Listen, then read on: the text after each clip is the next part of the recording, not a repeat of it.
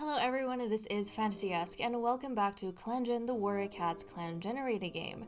When we left off in the previous episode, we were introduced to a sprawling web of love that never seems to end because more and more cats are deciding to kind of jump into this bandwagon of crushing on each other and having mutual crushes on each other, and every couple is becoming a love triangle, and that love triangle is getting attached to other love triangles, and they're making a whole big web, guys. So we kind of had that. And last episode, at the center of this web, right, the new angle, the new side of this web, was none other than Grayswipe, who has been so silent up till this point. But she, spending a lot of time with Larbuzz, and maybe maybe this is kind of an indicator of why she's ended up at the center of a love web, because Larbuzz is kind of, the resident scoundrel in Casanova, and he treats Grayswipe as a little sister, and he gave her some advice about being nice to others, and maybe, being a bit too nice, being a bit flirty, and that way they would be able to see that beyond her quiet, aloof nature, she is actually a very likable cat. Lo and behold, 3 cats ended up just over the course of a moon suddenly paying attention to her in more than a friendly way. Cloudy Snarl, who is mated to the First Prophet and clan leader Mistar. Slope Fleck, who currently likes Slumberroach, but also is liked by Almond Fur. He started paying attention to Grayswipe.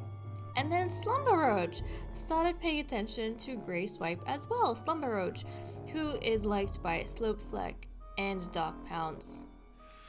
And apparently now Grayswipe, so out of the 3 cats that were paying attention to her, Grayswipe only really noticed one of them, and that was Slumberroach, because she was very impressed by the fact that he tried to help her despite his sprained paw, tried to help her relocate a massive bug out of the camp.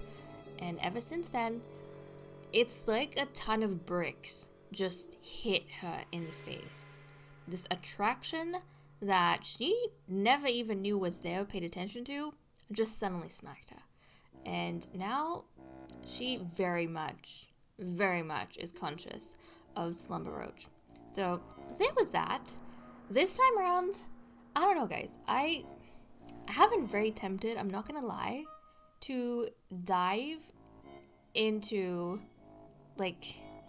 playing off camera until I get a pregnancy notice, and then maybe jump in to continue the story from there. Because I feel like until this point, this is the 10th episode that we are playing with Luminous Clan, and I really, really want kids. So I, at first, obviously, I didn't want to play off camera or skip anything like that because I wanted us to really get to know the characters and the different cats and the relationships. And I feel like 10 episodes in, we have been able to kind of figure out the cats a lot better at this point. So it won't feel like we're getting overwhelmed with too many new characters. But I don't know, guys, I really, really, really want my kids.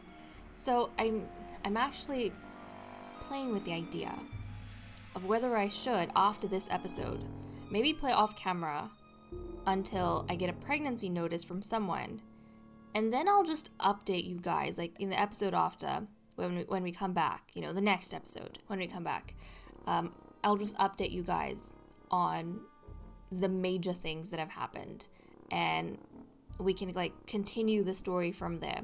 And I don't even have to go into the details of things. For example, if I will do patrols, right? And if anything major happens in patrols, then I can update you guys on that. But I probably, in that event, if I'm playing off camera, I probably won't even read events unless it's just specifically for the birth notices, so that I can keep the story to what's happening in the series, the recorded bits in the series. And so the gap that you guys will have is the same gap that I will have. Again, aside from patrols. So we'll go back and discuss things, after we come back. And if there's any changes in relationships, if there's any changes with, friendships, we can kind of check up on that and see what's going on. It's almost as though we began Luminous Clan. Right, so actually jump down in the comments and let me know what you guys think, if you have strong feelings about this. If you prefer to be a lurker and you don't care either way and you just want to see the story unfold, then that is cool too. But I'm thinking it might be fun now that we have kind of seen the beginning of Luminous Clan and we have established the cast, we've gotten to know the characters and we are familiar with their names and their appearances and the relationships they have. It might be fun for us to kind of have like a time skip and we catch up with them after the setting up when the clan is ready to welcome in new kids. And who knows, by that point, Mista and Cloudy Snarl might not be the couple that we are getting kids from. You know, I don't know. But I will keep myself in the dark about relationships. And then when we come back, we can check everyone's relationships and kind of see what's been going on and try and fill in the gaps about what might have happened and what could have happened. Because I'm not going to be reading the events, like I said. So let me know what you guys think about that. But let us actually dive in. Take a look at what the cats are up to. And I did check their relationships. Nothing has changed. Nothing has changed. But before that, really quickly, let's check loyalties. So we have had a slight change, guys. Have we? No, we haven't. I lie. I tell nothing but lies because I thought Grey Swipe was a newly loyal cat, but no, that is not the case because Grey Swipe became loyal, I think, in the last episode, if not the episode before. So, yeah, don't worry about that. Nothing has changed here. Nothing has changed in the actual relationship, so we won't even go into that. We're just really quickly going to go through what the different cats are doing, and then we'll jump into patrols. So, Mista pretends the mouse he's chasing is a bird and he's a hawk. I mean, he was doing this when he was injured, but all is well now. Nectarrock is not looking forward to the sparse hunting in Leaf Bear. I think it's Leaf 4 right now. So, yeah. The clan, I mean, the stores are doing pretty good. We've had a lot of food to eat. Prey's been, abundant. But I can kind of see how Nectarrock, who's taking his duty really seriously these days, he would be worried about that. Larabuzz is glad it's not so hot out anymore. Cloudy Snarl is giving some advice to Bubbling Gale. Okay, so these two are bonding a little bit. I wonder if she's giving him advice about Almond Fur and telling him, you're too nice, make a move on Almond Fur. Otherwise someone else is going to sweep him off his feet and then, yeah, you'll just be watching from the sidelines like you always are. Okay, Dark Pounce is appalled that clanmate is blatantly lying. Let's check who she has the least relationship with in the clan. Nectarrock. What does she think he's lying about? I'm actually not sure. Slopeflag wants to compliment Dark Pounce's fighting techniques. Okay, so he's being really nice to Dark Pounce and encouraging. Slumberroach crashes through the bushes and ruins a clanmate's hunt. Which one? Let's check who he has the least relationship with. Cloudy Snarl. So he's ruining her hunt. And she's a mediator, so she doesn't really go out hunting. So I kind of like the idea that maybe she went out recreationally, just to let loose a little bit because she was tired sitting in camp constantly and having too many thoughts to herself. So she just went for a little bit of exercise and then Slumber Roach kind of crashed through and ruined it. Yeah, okay. Because he's injured, so he's not as athletic as he normally is. Bubbling Gale volunteered for extra duties. This cat is always doing this. He is always trying to be at the front of the patrol, volunteering to be at the front, volunteering for extra duties, volunteering to find extra prey. He's always going above and beyond, which is nice. Grey Swipe curses a squirrel that just barely got away. Okay. Almond Fur wants to compliment Bubbling Gale's fighting techniques. Okay, so that's really nice. That's really nice. And we definitely know that Bubbling Gale is going to take that compliment and he is going to be jumping around inside himself because he's going to be so excited that Almond Fur had nice things to say about him. Ah, Bubbling Gale. Okay, let us dive into patrols now that that is done. So Lyrebuzz, let's go ahead. Oh my goodness. When did our prey get so low? When did our prey get so low? Oh my goodness. Oh my goodness. As leafall starts to hint at the cold soon to come, the burdock plants begin to wilt. Lyrabuzz heads out to replenish the clan's stocks. Let us proceed.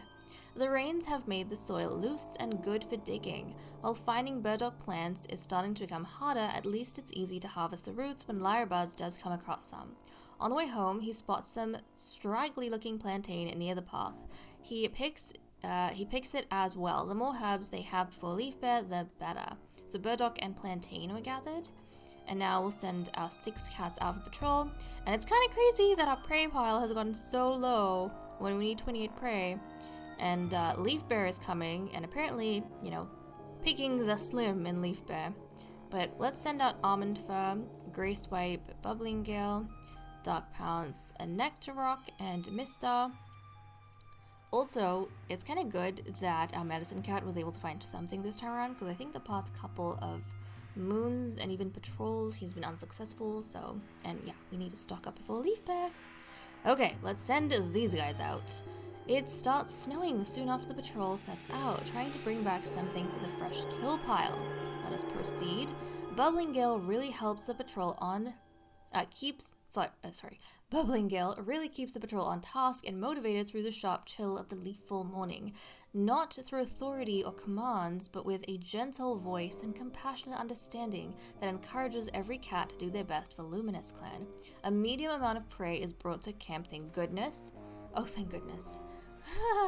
We have 101.2 prey, and we need 28. So that was actually very, very, very good. And Bubbling Gale, I hope someone was impressed by you, because I found that impressive. Okay, let us go ahead and let's see. Last time was Shade Clan, so we'll try and befriend Lynx Clan, and everyone thinks we're amiable, which is very nice. But okay, let me cut the recording here, guys, and then we'll be right back. It is time for us to skip a moon and see what happens.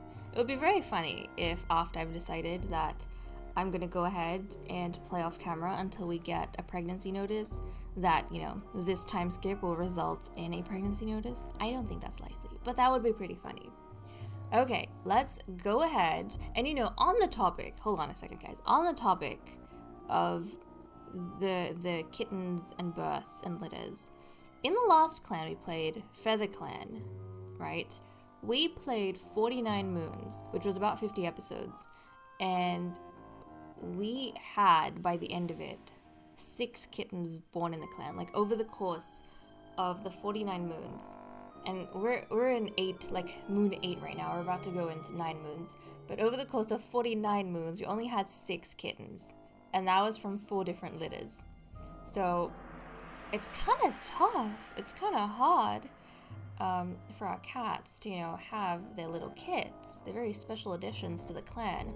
So I don't know, I was thinking like maybe I should be patient, and you know, patience is a virtue, and we should go through all the even little things that happen with the clan. But then I also really want kids, so I don't know, I'm conflicted, guys. What do you think? I'm a little bit conflicted. I know some of us really like seeing all of like the small moments that happen, and some of us like kind of skipping to the more important things.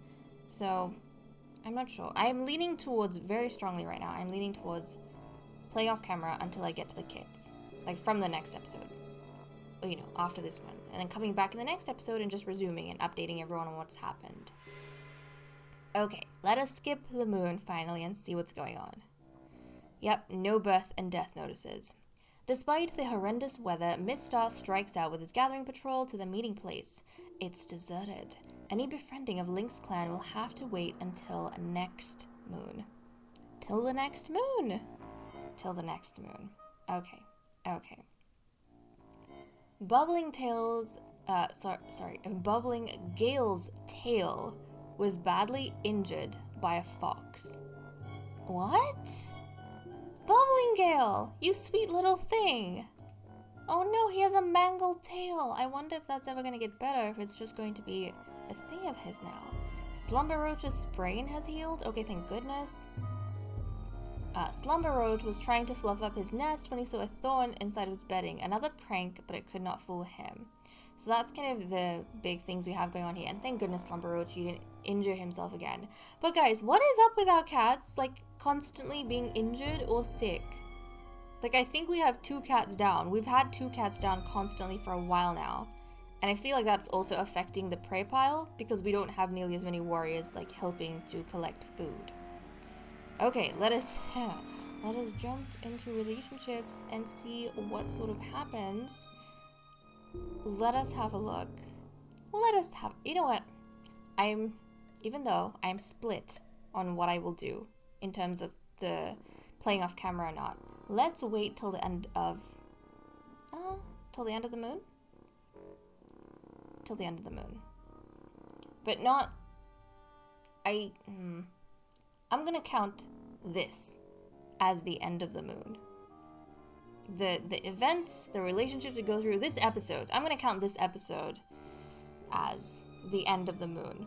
So we'll wait till the end of the moon and then we'll kind of see how I feel about this. I'll probably by that point have made my mind up, especially after what we see in relationships. If it's something completely drastic, then I might, lean more towards keeping track of all of the small things and just waiting, having patience with you guys until we get a notice for pregnancy. But if it's more or less the same as what we've been getting so far and kind of just adding to the relationships that have already solidified and developed, then I think I'll lean more towards just playing off camera until we get the pregnancy notice. So okay, diving into relationships. Bubbling Gill nuzzles against Almond Fur and purrs. Okay, so these two are becoming friends with each other a little bit more, and Bubbling Gill does have the mangled tail. So that's kind of interesting. Dark Pounds hopes Bubbling Gill likes her as much as she likes Bubbling Gill. You know what? I kind of like the idea that everyone is kind of feeling really good about Bubbling Gill because he's the one who helped guide everyone in the last patrol and get prey when we were kind of freaking out about prey. So I feel like everyone's appreciating Bubbling Gill a little bit more. And Bubbling Gill, with him having a crush on Almond Fur, I think maybe he's gotten a bit braver. Maybe that patrol gave him a little bit of confidence and made him a little bit braver. Okay, Dark Pounds hears Almond Fur laugh at a clanmate's joke, even though it was lame. So Almond Fur, you have a close relationship with who? With Greyswipe. So Dark Pounds heard you laugh with the Greyswipe. Okay. Lyrebuzz notices how rude Slumber Roach is being to a clanmate. Okay, Slumber Roach, who do you have the least relationship with? Who are you being rude to? My boy. Cloudy Snarl, I thought you guys kind of got along with each other. You were having some good interactions of late. But I don't know. That's kind of surprising. I'm not entirely sure what's going on there. Lyrebuzz notices that Almond Fur makes other clanmates laugh more than he does. You know what? Since Lyrebuzz is our scoundrel in Casanova, I can kind of see him being jealous of the fact that someone as cold and reserved as Almond Fur is making the other clanmates laugh more than he does, like more than he makes them. Now that's strange. So yeah, I can see that. Slumber Roach picked out the best piece of prey to share with Almond Fur. Okay, so it's nice to see that even though, Almond Fur is an adult now and a fully fledged warrior, that they still have their mentor-apprentice moments where, Slumber Roach is kind of looking out for Almond Fur. So that's kind of nice. Mistar argues with Bubbling Gale in front of other cats and reveals something embarrassing. Mistar, that's not nice. But also, you know what? I think Mistar mentioned the time when he was injured. He had a dislocated joint. And the deputy had, Nectarrock, had taken on a lot of responsibility on his plate. And Bubbling Gale, instead of helping him, was ignoring him. And that would be embarrassing for Bubbling Gale because he is known for helping all the cats and being really nice. So revealing a potentially petty side to him, that must have been embarrassing. But that's not nice. Okay, I don't think he's winning any points there, Mistar. You're not winning points. Bubbling Gale skips eating a meal so Mistar can have food. But look at that. Bubbling Gale, despite his embarrassment, is being really considerate to Mistar. And plus, right now, Mr. has to be careful, I feel, because everyone is viewing Bubbling Gale as a bit of a hero after how well he guided the last patrol. Okay, when Cloudy Snarl asked Nectar Rock for help, Nectar Rock ignored her. Okay. So Nectar Rock obviously has not been like moaning and groaning around the leader recently and about all the people that spends time with him. But it seems as though he is still kind of choosing not to give attention to the leader's mate. Because she's kind of the only real competition he has. Cloudy Snarl and Almond Fur work together to make sense of something a clanmate said. Okay, you know what? I am wondering. Normally I check the relationships for this, but I feel like it makes more sense to look through and see like check the last interaction that one of these two had with someone. And right now, I mean, the last one was Cloudy Snarl and Nectar Rock. So if Cloudy Snarl is trying to work out what someone said with Almond Fur, she's probably trying to figure out what Nectar Rock was meaning. Like, what was his intention for ignoring her? Maybe that's what they're trying to discuss between the two of them. Almond Fur and Dark Pounds gossip about drama nobody else knows. Okay, and then Almond Fur has totally taken that bit of gossip about Cloudy Snarl and Nectar Rock, and he is sharing it with Dark Pounds, and they're gossiping about that. Because privacy, does it exist in this clan? Of course not. Grey Swipe gives Cloudy Snarl a beautiful feather she found and hides behind her whiskers when thanked. Grey Swipe, I know Liar Buzz has influenced you to be a lot nicer to others, to show you know the better side of your personality, but if you keep going like this, you're gonna make everyone fall in love with you. Are you prepared for that? I don't know. Nectar Rock and Slumber Roach are assigned to the same task. Okay. Nectar Rock and Bubbling Gale work together to lead a scary bug out of the camp. Okay, I am intrigued by this, because the last time this happened, it was between Slumber Roach and Grey Swipe, and that's where, you know, attraction hit full force. So I don't know if it's going to have the same effect on Nectar Rock and Bubbling Gale.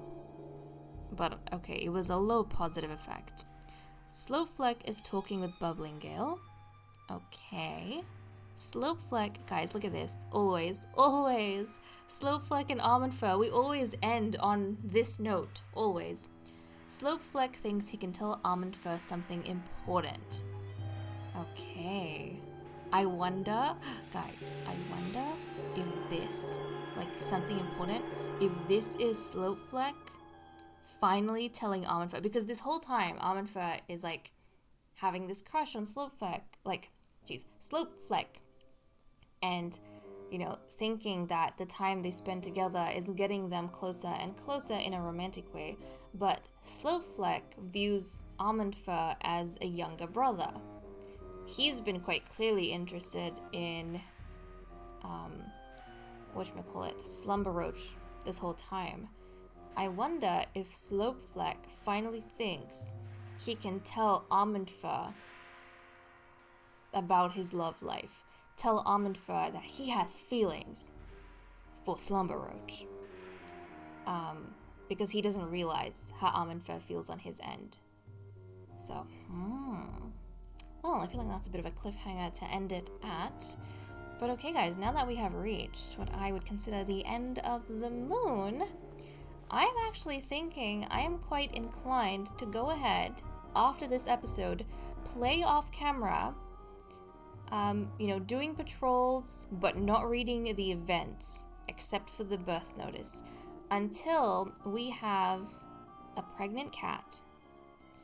And then we are going to dive in, and we are going to catch up on what has changed, everything that is going on, and, the new events. I think that's what I might do. And if that is the case, then from the next episode, the format of, the videos, or, the order in which we do things will also change. Because if I'm waiting for a pregnancy notice to come back and continue the story, then we will be starting the episode off with events, obviously, and then we're gonna go on to the cat list, and then we're gonna end the video after patrols. Instead of doing it the way we have been, which is cat list, patrol, and events, we'll end up doing events, cat list, and then patrol. So we'll start the episode with events, we'll end it with patrols. So, okay guys, with that said and done, and I'm very curious with some of the stuff we've just read, to see like what's gonna happen when we come back, what will have changed.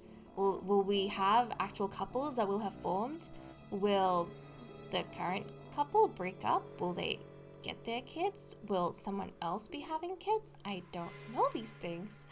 Will some of the romances end in heartbreak? Like, what will have happened in that timescape? I am actually very excited now. But okay guys, with that said and done, I am going to leave off here. Thank you so much for watching. I hope you all enjoyed, and I will see you all next time. Bye-bye.